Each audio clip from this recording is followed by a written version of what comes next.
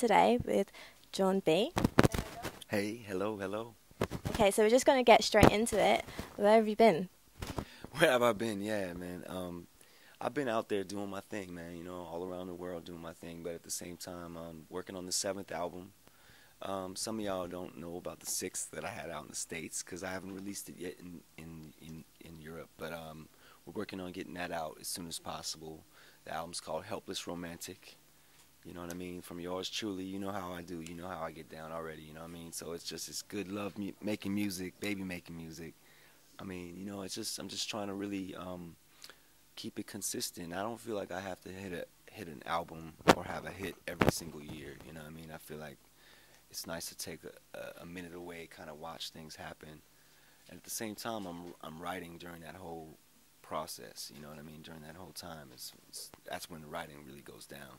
And I'm blessed to say on this new album, I'm working with DJ Quick, Battle Cat, you know, Timberland's on this album. Got a bunch of different people I'm getting ready to work with now too, as far as duets, Faith Evans, and I'm looking forward to a lot of the younger kids now really embracing the music too. You know, I'm 35 this year. I've been doing it 15 years now. You know, it just feels like real music will prevail. You know what I mean? So that's where I've been. So you've been away for a little while. You've obviously seen how the industry has changed. What do you make of what you've seen in the music game, how it's developed in the last 10 to 15 years? It's gotten really, really beat driven. You know what I mean? It's always been R&B over the last 10 years. It's always been really beat driven. But I think right now more than ever, you hear that. You know what I mean? It's little simple things, man. It just catches the ear right now. And I think really the youth is really into beats. And so that's why you hear so much of this new production coming up. It's coming from these kids in the street with the beatboxes, you know, or they get a little Fruity Loops on their program or whatever, or Logic or whatever. Get it cracking, man, get it going, you know. So I think that's really encouraging to me, knowing that there's just so much more accessibility. The music is accessible to us now, whereas back in the day, equipment cost so much. You know, that's why you only had so many people with studios, or, you know, equipment that couldn't really make music. It wasn't accessible back in the day. The internet has opened up the game as far as anyone can be an artist now, you know, and put your album out and get exposure. Anybody can put their video on YouTube. So it really is leveled the playing field for everyone. So I think that's the way the game has changed. But in terms of creatively, it just gets better with time, man. You know, but we can't forget about the foundation of R&B, like the using of the use of real instruments, you know. Like I play keys, you know, and I play my chords, I play my bass lines, and I program my drums, or I play my drums. You know, it's not like I have somebody come in and do it for me. So I encourage a lot of people, a lot of artists, try to make your beats, try to write your material. The more of us that are out there, just the more that we can continue to just keep the foundation alive, and the music doesn't get diluted at all. You know, because we'll go through our little phases in R&B where everybody just likes the real simple, hooky, you know, party music. And then someone like Maxwell come along and change the game up, or Sade, you know what I mean? Or certain artists that just, Erykah Badu, you know, just will really change the game. Everyone we know is going to listen to that record, you know, so. Who are the kind of artists that you would say, modern day artists that you rate at the moment, who you think are up there?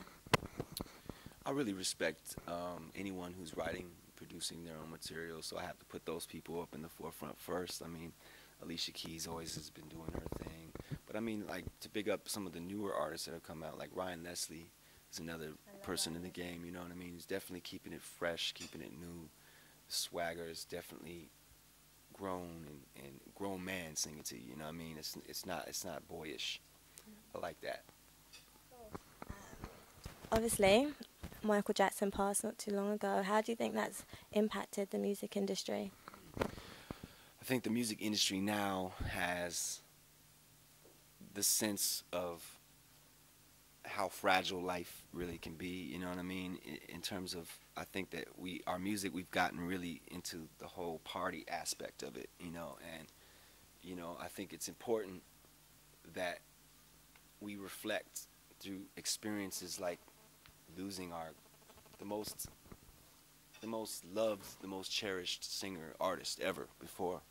To lose him is a reality check in terms of, you know, our health, in terms of like our health. Because if we don't have inner health and physical health, it starts with physical health, you know what I mean? And then with the physical, you know, and the spiritual, all of that together, you know what I mean? I think that a true message and a true magic can be made, you know what I mean? But without that, it's kind of like the blind leading the blind.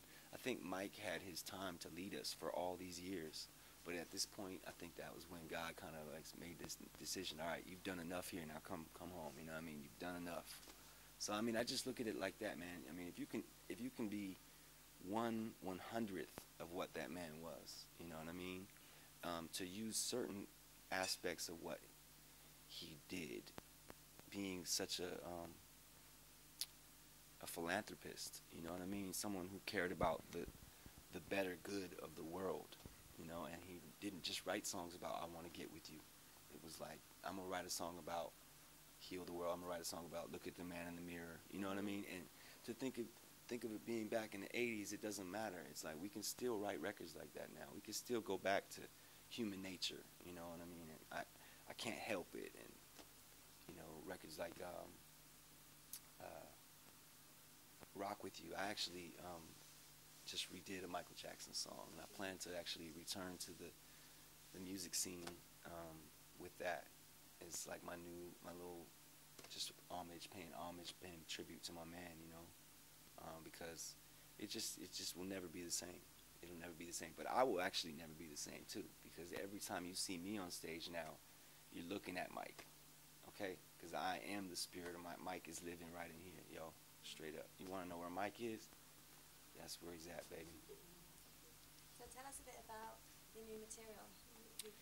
Yeah, I really love where I'm at. I just had a 2-year-old. Well, I didn't just have her because she's 2 years old. So, but she's new to the world, man. She's new to my world, and she's welcomed me to a whole new world through her. You know, her joy and just what it is to raise a child is just a brand new thing for me. You know, so I think, you know, if I can be confident first in that and know that I'm doing my best with that, all this is just it's old hat, man. You know what I mean? It's extra, and it's a lot. It's not that I've gotten jaded and I appreciate it any less. It's like I appreciate it so much more now, because this is how I support my child. But at the same time, this is what she knows daddy's calling is. You know, this is what makes daddy happy, because I can come home and be like that much better of a father. So I mean, not to get away from your question, but really that kind of like sums up the whole thing. Being a father and all that is kind of like the morale and the vibe behind, the love behind the album. You know, I'm married. My wife and I, we try to live a life that's kind of secluded from the world somewhat. We're not a celebrity couple. You don't see us out on the red carpets telling everybody we're a couple. You know, it's not like that. We're much more of a romantic type of a situation, where it's like, you know, we like to go places and have a nice fly dinner where the walls look a certain way, you know what I mean? Or there might be some fly trees, or by the ocean or mountains or something, you know what I mean? Aesthetics is very important to me. Being an artist, it's all about what you surround yourself with and what type of environment you hang out with. Because if you just hang out in the same places all the time, then what does that really do for your creativity, you know? So traveling and all that, getting out, talking, having conversation with my wife is really what my motto is of life. So that's why I named my album Helpless Romantic, because I just can't help but be the way that I am, you know. I love my life, man, you know. And I think other people, when they hear this album, it's gonna generate that feeling for them, you know. It's like it's just a good feeling record, man. So I mean, I kind of paused there. I was like, it's like, go get it though, for real.